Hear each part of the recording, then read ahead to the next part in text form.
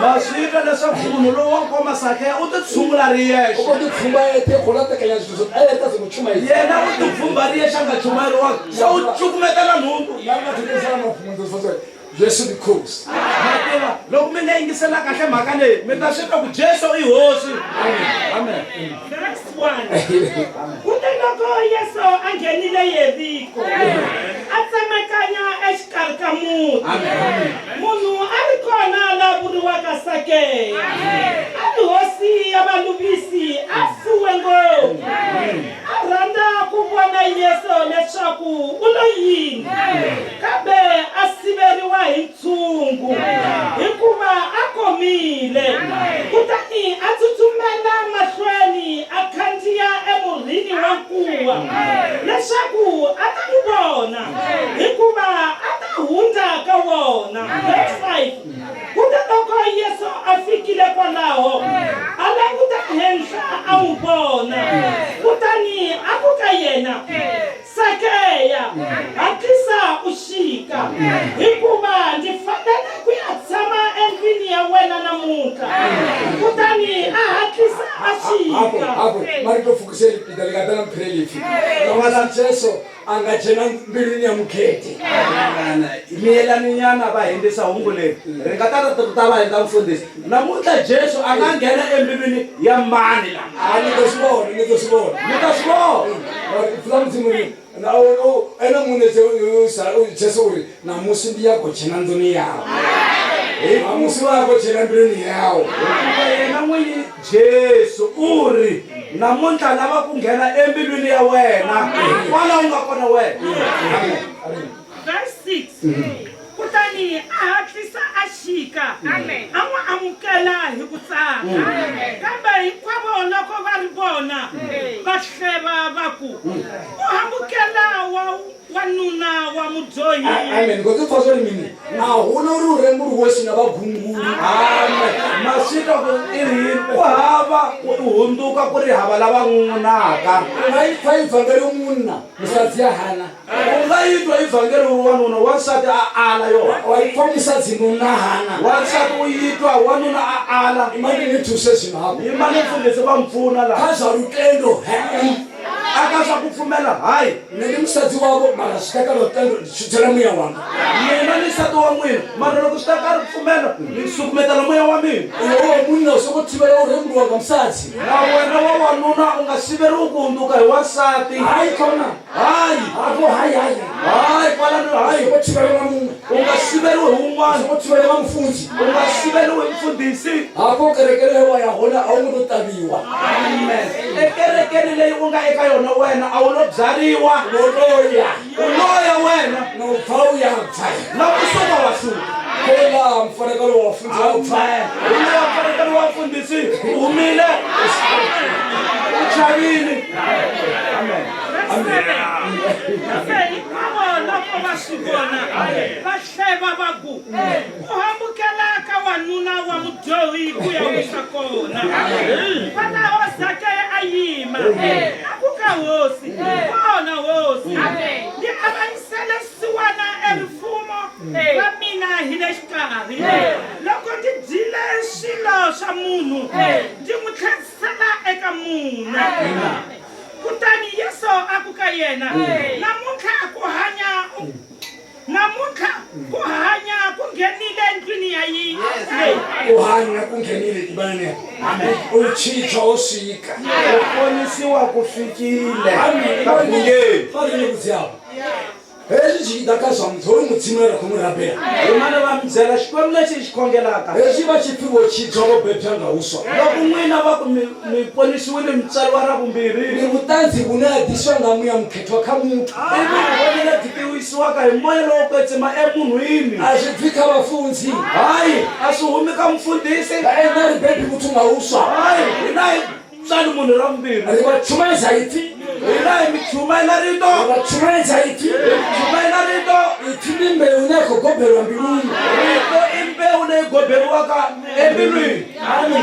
mitenele yalithi loko mi pfumela rito leri muyamkhetwa kuyakutanza moya lowu khetsi vo veka vumbhoni ka n'wina a wu na musadzi a no bebha n'wana a sokotangana na munna amen a nga kona wansati la tswalaka n'wana a nga hlanganangi na wanuna a wu na muthu a no bebha ngonswa lutendo lu sokotangana na yipfi a nga kona munhu a tswaliwa ka vambirhi ku pfumela ku nga hlanganangi na rito itikeli liko papa swilo rito hi leri ra huma laha iwe wa litenda hwite ya xithu bebha muthu wena loko i nga ri pfumela ku endleka xa n'wanchumu u tswaliwa ra vumbirhi koyi jesu populationiko ulo jesu wa vundza ka bungeri va fana barathanomiyo loko va huma eka baratonomiyo akitiwa munako to dovona jesu loko va famba hi loyi n'wanuna na ku vona jesu una mupfuvi un'wanyana wa koma swinene akitima sendela a tsutsuma a nyowetela una vanhu lava la pfapa mavotiva a ku ri na vavanuna lavo leha va n'wi siverile votiva apa va vanhu sivile vavanuna lavo leha a ti koni vona muthu hoyi a ni koti ku vona jesu a ti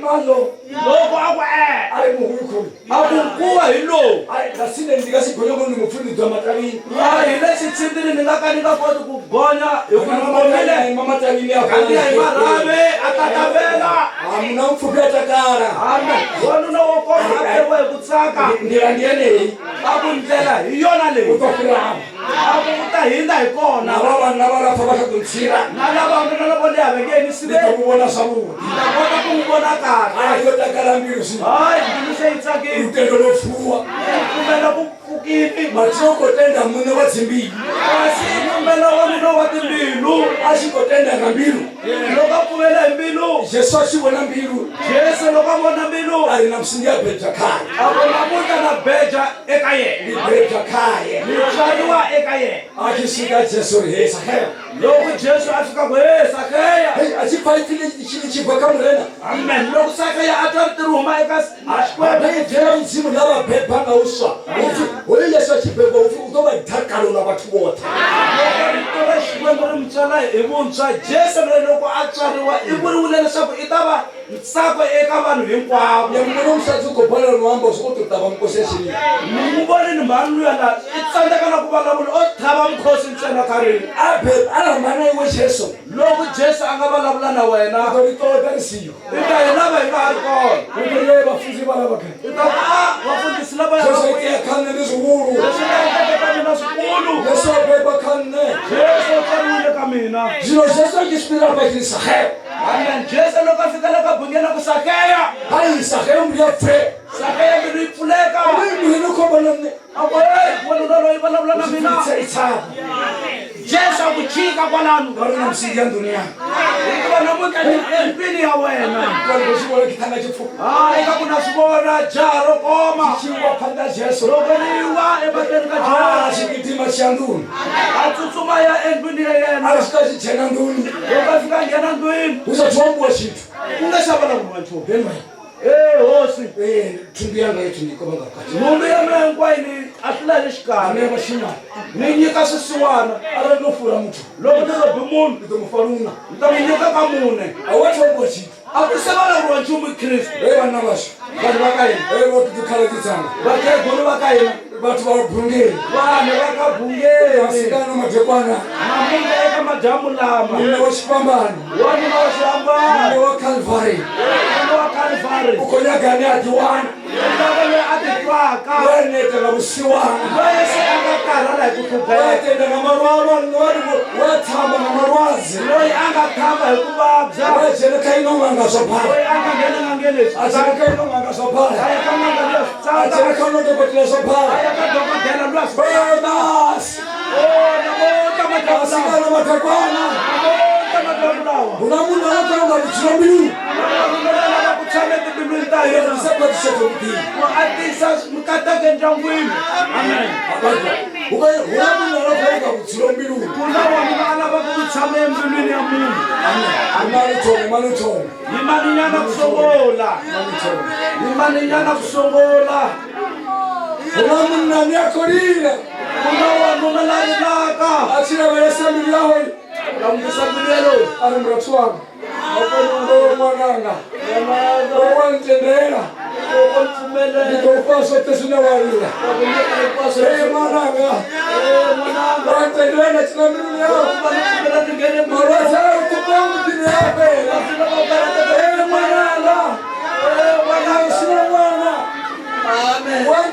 chena mruni yao. Ikarudisha zote. Bwana bwana mafrida shikoleni. Wadopasa. Hallelujah. Hallelujah. Hallelujah. Kalema bere. Ai kongeleni. Kongelani vanhu vaxikwembu. Jesu ukona namuntlha. Ukona ku mi pfuna n'wina embilwini ya n'wina.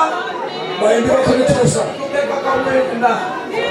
Eveni mavabyi ukona Jesu. Hallelujah.